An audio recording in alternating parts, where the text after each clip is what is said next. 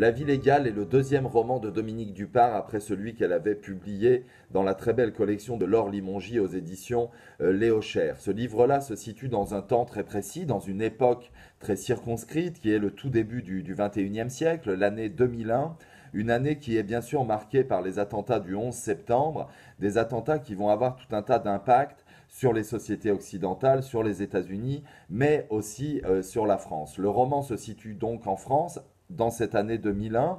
Il déploie un certain nombre de personnages, 4 personnages féminins, qui se situent dans des strates de la société qui sont différentes et qui sont symboliques d'un certain nombre de débats, de tensions qui se produisent à ce moment-là dans la société française. Les questions politiques, les questions entre guillemets identitaires, les questions policières, sécuritaires qui sont à l'œuvre et qui vont petit à petit poser la question de l'émancipation, de la liberté et des destins individuels à l'intérieur de ces grandes pressions collectives. Ce qui est très beau, c'est que pour essayer de caractériser ce moment-là, Dominique Dupart va avoir recours à tous les matériaux, à tous les registres que peut englober l'écriture romanesque. Et c'est finalement dans cette invention, dans la langue, dans cette invention de ce qu'elle nomme elle-même une sorte de contre-roman national, que le livre va vraiment prendre toute son ampleur. Ça s'appelle donc La vie légale, c'est signé Dominique Dupart et c'est à paraître aux éditions Actes Sud en janvier 21.